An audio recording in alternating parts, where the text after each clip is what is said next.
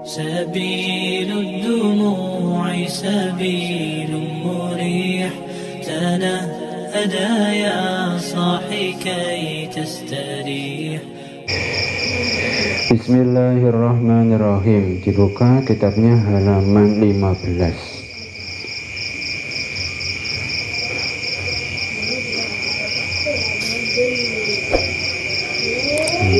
Kemarin daripada sunnah hay'ah masih ada yang belum saya sampaikan.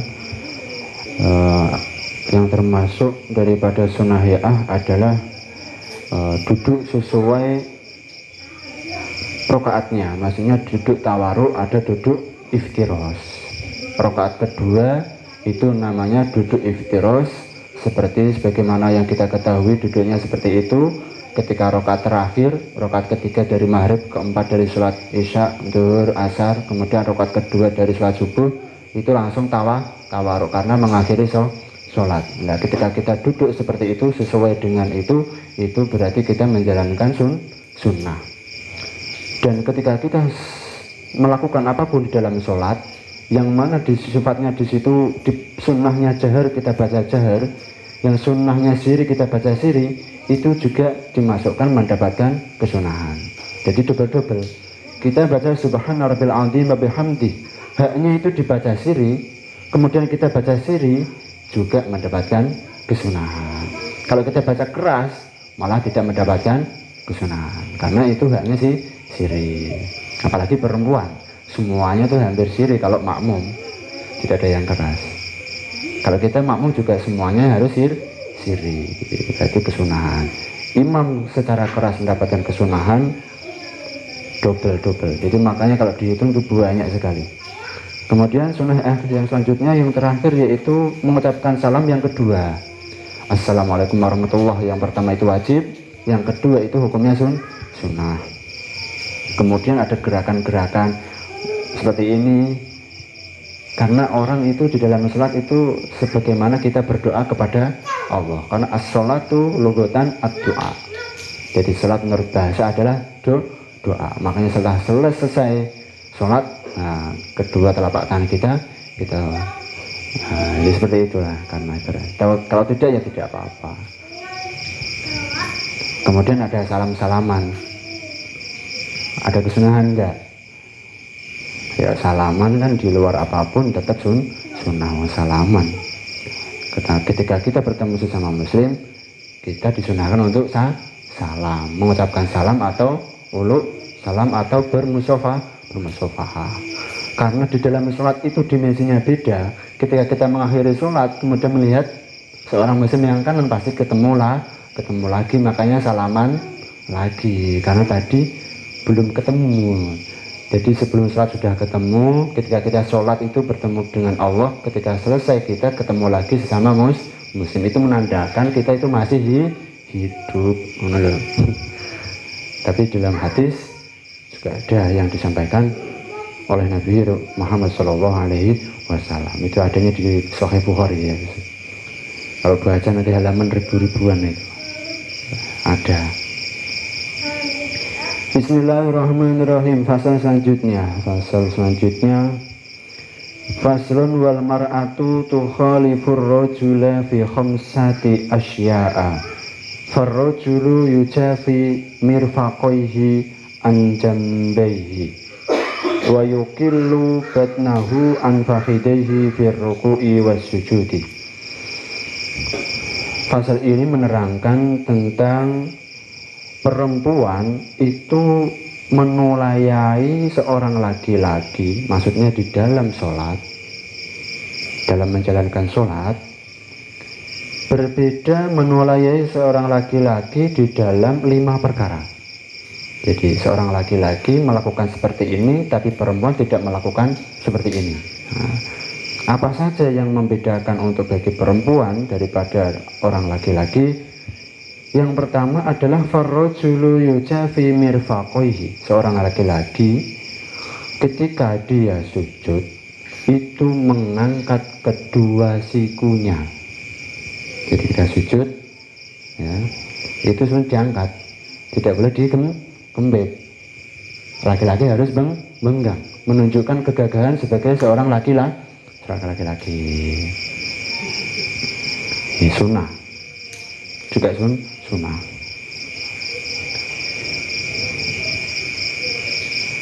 Anjambaihi, daripada lambungnya, jadi lambungnya juga diangkat, lambung perut itu juga diangkat, jadi agak gini, tidak lurus ke bawah tapi ke atas untuk laki-laki. Kedua sikunya diangkat, perutnya, lambungnya juga diangkat. Otomatis kalau perutnya diangkat, pantatnya yang belakang pasti lebih tinggi. Wa yukillu batnahu an fakhidaihi.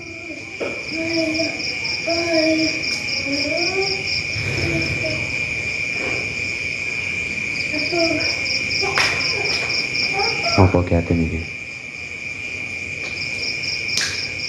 Wa yukillu, dan melipatkan perutnya daripada kedua pahanya ketika rukuk dan sujud. Jadi perut ketika sujud dan rukuk itu pasti melipat, ya melengkung gini, dilipatkan.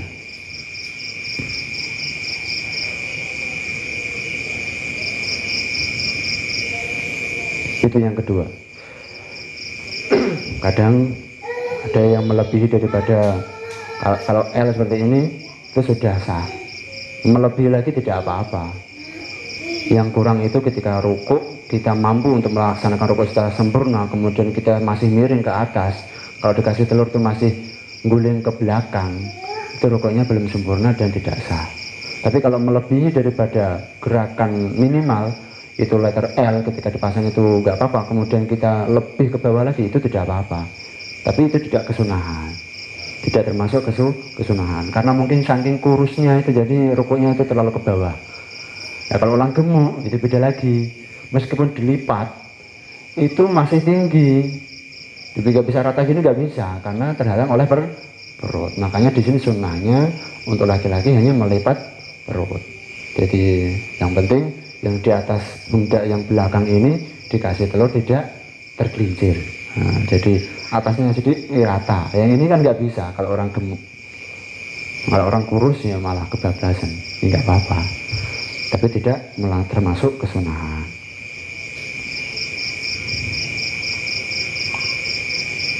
Wa yajharu fi mawdi'il jahri wa idza nabahu syai'un fi salati sabbaha.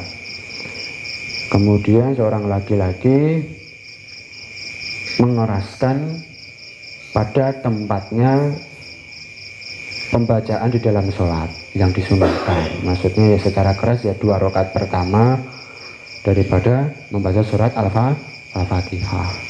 Selain itu hukumnya tidak disunahkan mengeraskan. Wa idza nabahu syai'un fi sholati sabbaha. Dan ketika terjadi sesuatu di dalam sholat, ketika kita berjamaah imamnya lupa, bagi laki-laki itu cara mengingatkan imam adalah membaca tasbih. Tapi di sini diterangkan tidak boleh diniati mengasih tahu imam atau sebagai tanda imam supaya tahu bahwa itu gerakannya salah, atau memperingatkan kepada imam.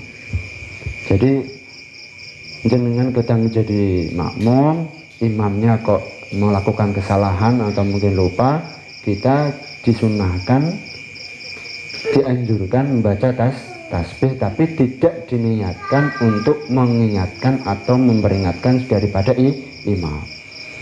Ketika itu diniatkan untuk sebagai pengingat kepada imam, itu seakan-akan dinobatkan kita berbicara kepada imam, dan itu bisa membatalkan sholat. Jadi kalau sudah tahu, subhanallah, kalau imamnya sudah tidak sadar, tidak mau ikut daripada apa yang kita ucapkan, mungkin menurut kita salah, menurut imam benar, kita wajib mengikuti imam. Atau mungkin kalau imamnya tidak sampai 3 kali tidak masih meneruskan, ya kalau khawatir bisa sholat sendiri. Kalau akhirnya timbul mamang, sudah 3 kali subhanallah, subhanallah, subhanallah, mamang, ini salah aku pak imamnya, ikut imam saja. Jadi kalau orang jadi makmum, aslinya apapun yang terjadi wajib ikut imam. Cuma di situ ada sunnahnya, ketika ada kesalahan makmum bisa mengeraskan dengan membaca subhanallah. Karena ketika duduk, ketika ruku, ketika i'tidal itu bacanya semuanya adalah tasbih. Jadi subhanallah itu tergolong kesunahan di dalam rukun itu. Jadi tidak menambah-nambahi ucapan di dalam sholat. Karena ketika ruku subhanallah, mungkin kita waktu duduk aslinya itu berdiri, kita masih duduk, imamnya salah, ya subhanallah. Kok tidak bisa diingatkan? Kita ikut imamnya saja. Nanti akhirnya pasti imamnya ingat, kemudian imam menambah sujud sahwi sebagai ganti daripada kelupaan yang dilakukan imam. Imamnya sujud sahwi, kita wajib sujud sahwi.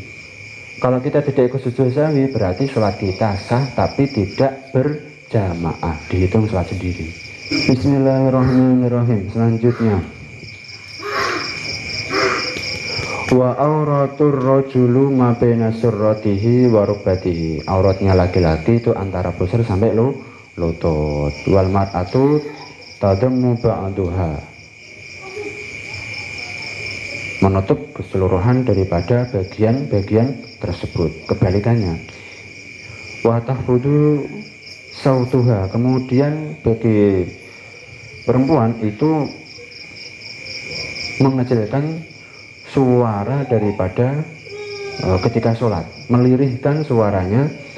Karena babi hadratir rijalil ajanibi, karena kehadiran seorang laki-laki yang asing. Jadi kiranya ketika ada perempuan sholat di masjid atau di musola, ketika itu ada satir, kemudian di sebelahnya kok ada seorang laki-laki lain, kemudian sholat itu bersebelahan, karena perempuan itu suaranya juga termasuk aurat kan, seperti itu di dalam sholat atau di luar sholat. Tapi di luar sholat pun ada yang memperbolehkan suara bagi perempuan untuk mengeraskan. Nah, ketika ada orang laki-laki lain, ketika awalnya kita itu disunahkan untuk mengeraskan suara, ketika ada laki-laki yang di sampingnya meskipun ada satir penutup, tapi suaranya bisa didengar oleh laki-laki itu, bagi perempuan sunnahnya melirihkan daripada suaranya. Wa idza nabaha syai'un fi sholati saffafat wa jami'u badana harati arduha illa wajiha wa kaffiha wal ammatu karrajuli fi sholat. Bismillahirrahmanirrahim. Kemudian ketika ada terjadi di dalam sholat bagi perempuan, itu cukup dengan bertepuk tangan bagi perempuan. Saffafat itu keplok-keplok,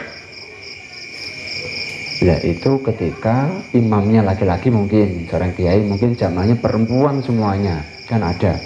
Nah, bagi perempuan itu tidak ada yang menganjurkan kesunahan ketika mengingatkan si imam atau sebagai tanda kesalahan imam, tidak ada yang berupa subhanallah, hanya memberi isyarat melalui tepuk tangan, keplok-keplok. Jadi tangan yang sebelah kiri itu dikeplak sama tangan kanan, plak 1 kali, 2 kali, atau 3 kali, 1 kali. Itu yang keras. Kalau pelan-pelan itu enggak. Yang penting itu diniatkan hak perempuan ketika ada terjadi kesalahan si imam, perempuan sunnahnya adalah bertepuk tangan. Tapi kadang ada sesuatu lain membolehkan dengan mengucapkan subhanallah, tapi hukumnya makruh. Karena responnya itu latah, namanya lali subhanallah. Karena yang sebelahnya laki-laki sering campur sama laki-laki, ketika imamnya lupa dia ikut baca subhanallah, makruh. Dan seauratnya perempuan di dalam sholat adalah seluruh badannya kecuali wajah dan telapak tangan. Dan budak, perempuan budak itu sebagaimana auratnya laki-laki. Jadi budak kepada majikan itu auratnya itu seperti laki-laki, antara pusar sampai lutut, budak perempuan. Tapi sekarang sudah tidak ada, seluruh keseluruhan sudah merdeka. Bismillahirrahmanirrahim. Saya bacakan daripada terjemahan, dan ini sesuai syarah yang dikarang para santri Lirboyo termasuk yang mentaskhih kitab ini adalah Simbah Yai Mangsur Lirboyo. Bismillahirrahmanirrahim. Wanita berbeda dengan pria dalam 5 hal. Supaya lebih jelas, yang pertama, satu, pria mengangkat 2 sikunya dari lambung. Yang kedua, mengangkat perutnya dari 2 paha dalam rukuk dan sujud. Yang ketiga, membaca keras pada sholat yang sunnah keras membacanya. Yang keempat, apabila mengalami sesuatu dalam sholat, membaca tasbih dengan tujuan berzikir. Jadi kalau imamnya salah, makmumnya membaca subhanallah, itu niatnya di zikir, bukan mengingatkan si imam. Yang kelima, aurat laki-laki antara pusar dan lututnya. Sementara perempuan berbeda dengan 5 rukun di atas, yaitu kebalikan daripada 5 tadi yang dilakukan oleh laki-laki. Si perempuan melakukan apa? Yang pertama, mendekatkan perutnya dengan pahanya. Jadi kalau kiai saya balik perempuan, kedua sikunya itu menggepit daripada dadanya. Kalau ini ngepit, pasti perutnya dekat dengan pahanya, pasti sentuhan. Jadi tidak terlalu mengangkat daripada perutnya, agak menjurus ke bawah. Itu yang pertama. Kalau secara praktek itu supaya apa? Supaya cepat dapat jodoh. Kalau dari kiai saya. Kemudian begitu juga ketika ruku. Ketika ruku juga sama, kedua siku ini juga menggepit daripada dadanya. Kalau perempuan, kalau laki-laki kan gini, kalau perempuan kepit seperti ini. Jadi ketika ruku perempuan itu lebih ke bawah daripada laki-laki, lebih agak menjorong ke bawah karena mendekatkan kedua sikunya ke dadanya. Selanjutnya, menyamarkan suaranya ketika berada di dekat pria yang bukan mahram. Mahram itu laki-laki yang boleh dinikah.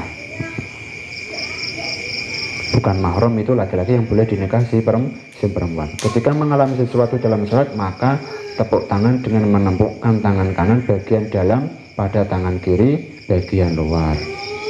Jika merupakan telapak tangan bagian dalam dengan tujuan bermain, ketika perempuan mengingatkan niatnya untuk imamnya itu main-main, tepuk-tepuk tangan sendiri, tidak ada salah atau apa, maka itu bisa membatalkan sholatnya. Seluruh tubuh wanita adalah aurat kecuali wajah dan telapak tangan. Hal ini di dalam sholat, sedangkan di luar sholat auratnya adalah seluruh tubuh. Sementara budak wanita auratnya sama seperti laki-laki. Di sini ada pertanyaan. Yang pertama, kenapa bagi laki-laki ketika rukuk dan sujud menaikkan perutnya dari pahanya? Jawabannya adalah karena dapat lebih membangkitkan semangat untuk beribadah serta menjauhi keadaan pemalas dan lebih menguatkan tekanan dahi dan hidung pada tempat sujud. Jadi kalau sujud itu kan sunnahnya menekankan keningnya di tempat sujud. Kalau tangannya tidak ke atas, ini sujud ini pasti hanya sentuhan kening sama tempat sujud. Tapi kalau tangannya diangkat, perutnya diangkat, semakin kencang tekanan keningnya. Yang kedua pertanyaan, bagaimanakah hukumnya makmum laki-laki mengingatkan imam dengan cara tepuk tangan diwalik, dan makmum perempuan dengan membaca tasbih? Hukumnya adalah khilafil aula. Khilafil aula itu lebih baik tidak dilakukan, meskipun itu tidak membatalkan sholatnya. Kalau hanya respect atau responnya yang kagetan, wongnya latah, ya tidak apa-apa, tapi lebih baik tidak dilakukan. Yang ketiga ada pertanyaan lagi, kenapa membaca tasbih dengan niat mengingatkan saja dapat membatalkan sholat? Karena ketika demikian menjadi serupa dengan percakapan manusia kepada imamnya, seakan-akan kalau mengingatkan imam salah sholatnya, padahal itu membaca subhanallah. Jadi kalau diingatkan zikir itu lebih utama. Yang keempat, kenapa bagi perempuan ketika rukuk dan sujud mempertemukan perut dengan pahanya? Karena dapat lebih menutupinya, menutupi daripada anggota badannya itu sendiri. apalagi yang mukna yang sambungan. Yang kelima, apa batasan merendahkan suara bagi perempuan ketika di sampingnya ada laki-laki yang bukan mahram, sekiranya tidak terdengar oleh orang yang berada di dekatnya. Semua jawaban ini tadi sesuai daripada kitab-kitab kuning, tapi bukan dari kitab Fathul Qorib, tapi kitab-kitab yang lain, Al-Bajuri, Hasyah, Al-Bujairomi, wah kitab-kitab besar ini. Jadi cabang pembahasan tentang fikih karena banyaknya masalah. Jadi sejak zaman dahulu sudah dikaji oleh para ulama salafus sholihun tentang problema kejadian-kejadian di dalam sholat. Nah, mungkin itu saja yang dapat kami sampaikan. Kiranya ada salah mohon maaf. Saya akhiri, wassalamualaikum warahmatullahi wabarakatuh. Maulaya salli wa sallim da'iman abada ala habibika khairil khalqi kulli wal habibul ladzi turja syafa'atuhu li kulli hawlin minal ahwali muqtahimi ya rabbi bil mustafa balligh maqasidana waghfir lana ma madha ya wasi'al karami. Taqabbalallahu.